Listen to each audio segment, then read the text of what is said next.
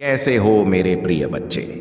मैं तुम्हारा हनुमान तुमसे बात करने आया हूं। मेरे बच्चे, जब तक तुम्हारे भाग्य की डोर मेरे प्रभु के हाथों में है, तब तक कोई कितना भी क्यों ना प्रयास कर ले, ना तो कोई तुम्हें गिरा सकता है और ना ही हानि पहुंचा सकता है, क्योंकि तुम्हें संभालने के लिए मेरे प्रभु श्री राम सदा तुम्हारे साथ हैं। आज का यह संदेश सिर्फ शब्दों का मेल नहीं है, बल्कि यह तुम्हारे दिल की धड़कनों में छुपे उस अनसुने सच का प्रतिबिंब है। अब उस सच के उजागर होने का वक्त आ गया है। यह संदेश तुम्हारे लिए है। यह एक ऐसा संदेश है जिसे सुनकर तुम अपने अस्तित्व को एक नई दिशा में ले जाओगे। मेरे प्रिय, जब भी तुम अपनी जिंदगी के किसी अहम मोड़ पर खड़े होते हो, तब तुम्हें ऐसा महसूस होता है कि अभी तक कुछ हासिल नहीं हुआ है और ना ही हासिल होगा। पर तुम भूल जाते हो कि 1 मिनट में जिंदगी नहीं बदलती है, पर कभी कभी 1 मिनट में लिया गया फैसला जिंदगी बदल देता है।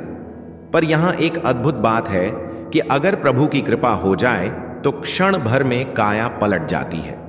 तुम्हारे अंदर यह पक्का विश्वास होना चाहिए कि प्रभु जो कुछ भी कर रहे हैं वह मेरे भले के लिए कर रहे हैं और यही मेरे लिए सबसे अच्छा है। लेकिन वह क्या देंगे, कब देंगे, यह उनकी मर्जी है। भक्त का पहला कर्तव्य यही है कि उसकी मर्जी में राजी रहना चाहिए। मेरे प्रिय, भाग्य और झूठ के साथ जितनी ज्यादा उम्मीद करोगे, वह उतना ही ज्यादा निराश और हताश करेगा।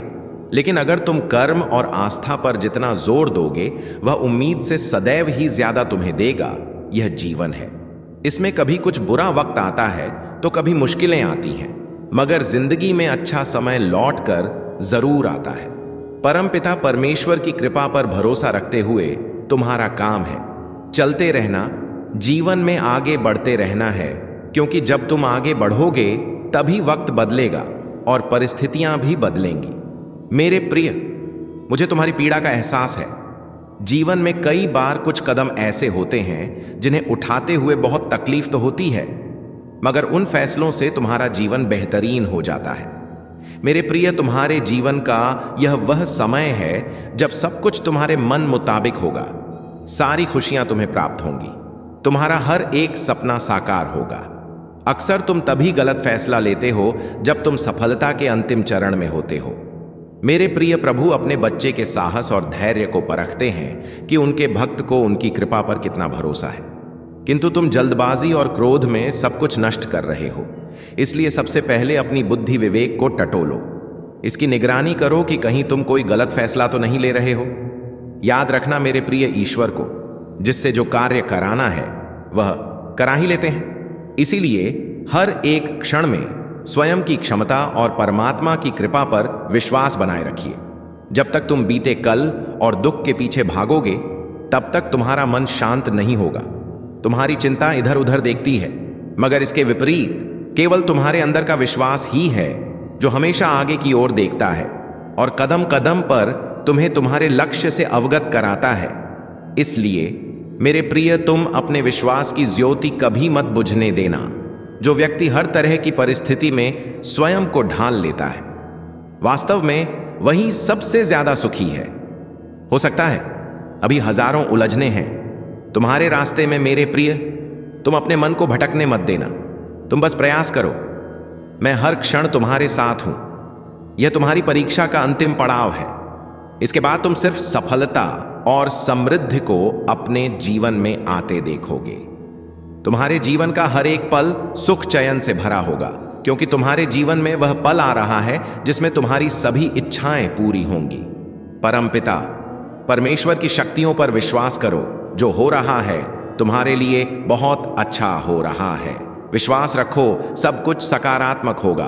मेरे बच्चे, दृढ़ निश्चय के साथ इस आशीर्वाद को स्वीकार करो और कमेंट में प्रभु श्री राम का नाम जरूर लिखना। राम राम कहने से प्रभु की कृपा बनी रहती है। इसके बाद तुम्हें स्वयं के भीतर एक दिव्य ऊर्जा का आभास जरूर होगा। तुम उसी क्षण प्रभु से जुड़ाव महसूस करोगे। सदा सुखी रहो, खुश रहो, नित्य प्रतिदिन आगे बढ़ो। कैसे हो मेरे बच्चे? एक बात समझने का प्रयास करो कि इस ब्रह्मांड के हर कण में परमात्मा का वास है। हर स्थान पर परमात्मा मौजूद है। अगले 24 घंटे से लेकर आने वाले 2 हफ्तों तक बहुत सावधान रहो। तुम्हारे साथ बहुत कुछ घटित हो सकता है, अच्छा भी और बुरा भी। इनमें कुछ ऐसा होगा जिससे तुम्हारे जीवन में कई बदलाव हो सकते हैं। मेरे बच्चे, बहुत सतर्क रहो, अपने आंख कान खुले रखो, इसी में तुम्हारी भलाई है। किसी भी संकट को टालने के लिए तुम्हें प्रभु की शरण में आना चाहिए। मेरे प्रिय, एक बार फिर तुम वही गलती करने जा रहे हो। तुम्हें खुद को रोकना होगा, वरना अनर्थ हो जाएगा। मत करो किसी पर भरोसा, सिवाय प्रभु के। आज का संदेश तुम्हें आगाह करने के लिए ही है। जो सफलता तुम्हारी ओर आ रही है, उसी के कारण बहुत से लोग तुम्हारे विरुद्ध हो चुके हैं। यह लोग तुम्हें सफल होते नहीं देख सकते हैं। मेरे बच्चे, तुम्हारे आसपास जो लोग हैं, चाहकर भी तुम्हारा नुकसान नहीं कर पा रहे हैं, और अब यह बात उन्हें हजम नहीं हो रही है कि तुम उनके जाल से आजाद हो चुके हो। इस बात का गुस्सा उनके सिर चढ़ा हुआ है। इस बार चाहे वह कुछ भी करें, चाहे सिर पटके या पैर, तुम्हें फिर से यह गलती नहीं करनी है। बीते वक्त में जो हुआ वो हुआ, उसका हिसाब तुमने अच्छे से चुका दिया, लेकिन अब तुम्हें सावधान किया जा रहा है। यह चेतावनी का संदेश है, तुम्हें रोका जा रहा है।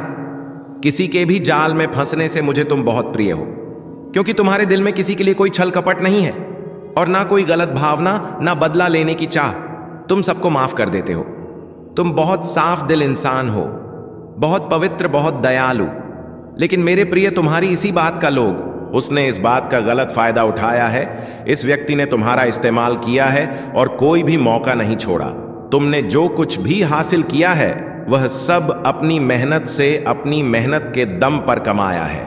यह सारी उपलब्धियां वह व्यक्ति अपने नाम करने से पीछे नहीं हटता। वह बार बार यही कहता है कि यह मेरी वजह से हुआ, मैंने यह किया, मैंने वह किया, मैंने तुम्हारी मदद की। लेकिन तुम जानते हो, और उसे भी अच्छे से पता है, कि असल में तुमने ही उसकी मदद की है। फिर भी वह इसका श्रेय तुम्हें कभी नहीं देता है। मेरे बच्चे, इस समय तुम उससे दूरी बना रहे हो, और यह बात उसे बिल्कुल पसंद नहीं आ रही। यह व्यक्ति बहुत कृतघ्न है। तुमने जो भी किया उसके लिए वह कभी दिल से शुक्रिया नहीं कहता है। उल्टा उसने तुम्हें ठेस पहुंचाई है, तुम्हारा मजाक उड़ाया है, यहां तक कि लोगों के सामने तुम्हारी बेइज्जती की है, क्योंकि वह गुस्से से पागल हो रहा है। उसे समझ नहीं आ रहा कि तुम कैसे बदल सकते हो। कोई ऐसा व्यक्ति है जिसकी ऊर्जा मुझे तुम्हारे आसपास महसूस हो रही है। वह तुमसे बहुत ज्यादा रुष्ट है, बहुत आहत है, जैसे तुमने उसका सब कुछ छीन लिया हो, क्योंकि अब तुम उसके कहे मुताबिक नहीं चलते।